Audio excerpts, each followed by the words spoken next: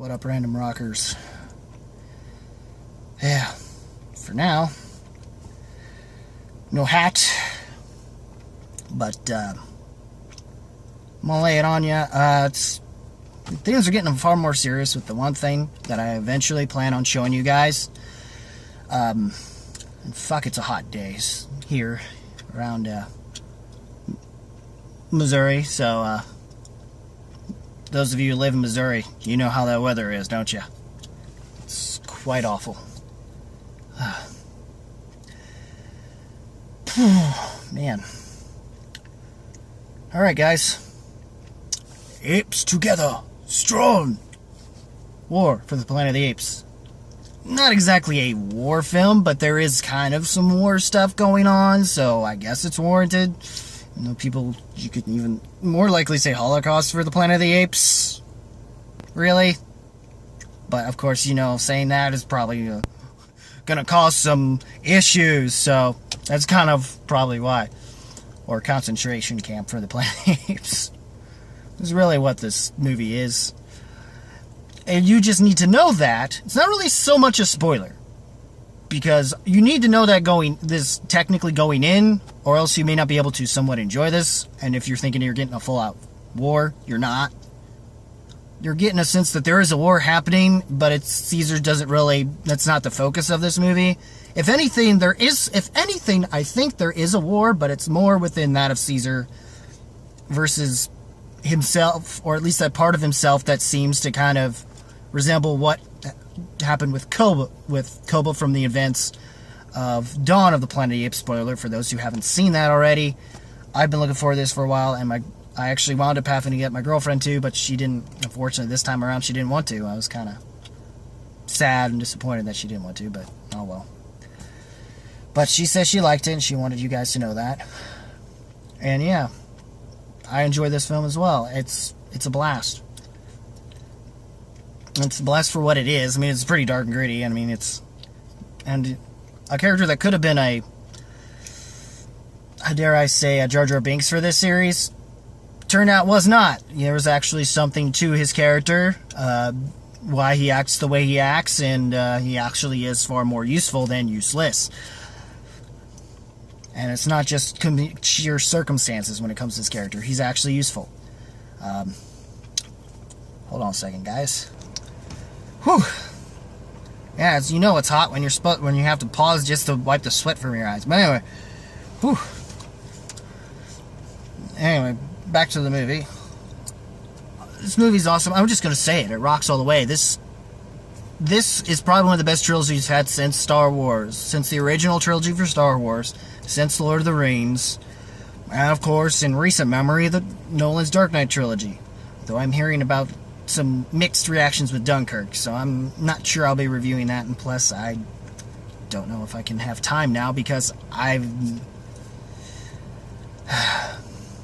now we're cracking down because we're desperate for shows is what's going on, and eventually I will actually start maybe semi-vlogging here and there to show you some of the progress we're trying to make or attempting to make, and some of the stuff we might do. For some of you around, check it out. We are officially going to be called Middle of Nowhere. Don't know if we're going to change up the name a little bit or not. But I figured I'd put that announcement in. Sorry for blanking that out. Back to the movie. And Woody Harrelson's greatness, again, with Woody Harrelson as the Colonel, he basically does something to his character that results in this sort of being a revenge movie. And then going from that point, I mean, this movie, I love this movie. I'm not going to say it's better than Dawn, but it's definitely like on par with Rise, or at least maybe slightly better than that. And I feel like this concludes the story of Caesar itself very, very well, and semi kind of sort of does tie in ways pretty well to that of what happened with the Charlton Heston Planet of the Apes. Or at least kind of fixes certain things, and especially concerning a lot of the things that you have to see. Problem this movie has, like especially when it came to Dawn, though not as much as Dawn technically because it's the second film.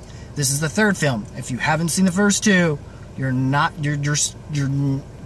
to be lost. You have to see the first 2 films. That's the only big weakness this film has, but it's honestly minor in comparison to the value that this movie has for what it does as a movie. And the guards may seem stupid, but that's kind of because of the circumstances. I don't think they originally were military personnel to begin with. So they were just kind of picked off, kind of like in a draft kind of way. But it's not like you had a choice if you wanted to survive when it came to humanity. And there's a lot of points as to what happened with that and what actually the virus really did to at least make sense for the Charlton Heston stuff. And a lot of little things that make...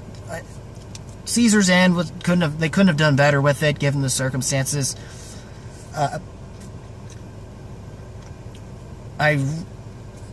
The whole thing of him fighting himself and, letting him developing as a character, there's more apes involvement, and the fact that the CG in this is phenomenal.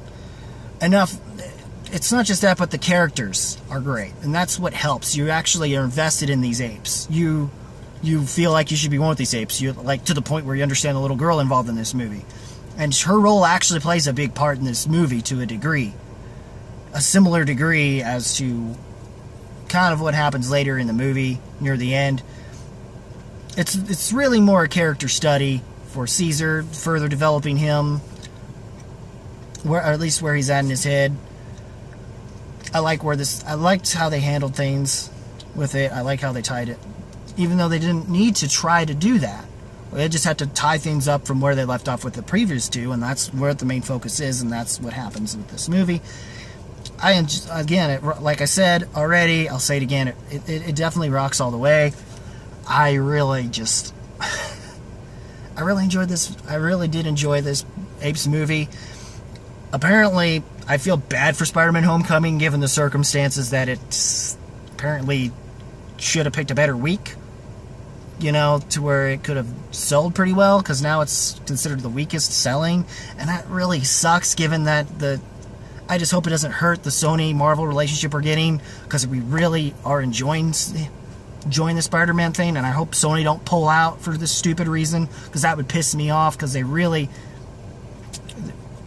not so much opening weekend, just the second weekend kind of dropping so bad because of Apes, because of how anticipated this movie's been. How good it's been. I don't know if it'll maintain itself better. I'm hoping things will go well enough to where we still get more Homecoming, more from the Spider-Man films. That's kind of what I'm having to say with that, because of course Apes did well. Good to know with that. I don't know what else really I can say without feeling like I need to spoil this movie, because I don't feel like I should spoil this movie too much. If anything, just watch the first 2 and go watch it and enjoy it. I guarantee you'll enjoy yourself and have a good time. And yeah, that's about it, guys. What did you think of this movie? Comment below, let me know. And as always, guys, keep your hand, keep it real, keep it rocking. And I'll see you next video, which will hopefully be Hydrograd. And then after that, who knows? I may just come up with something to surprise you with, or if anything at all. Peace out. Take care, y'all.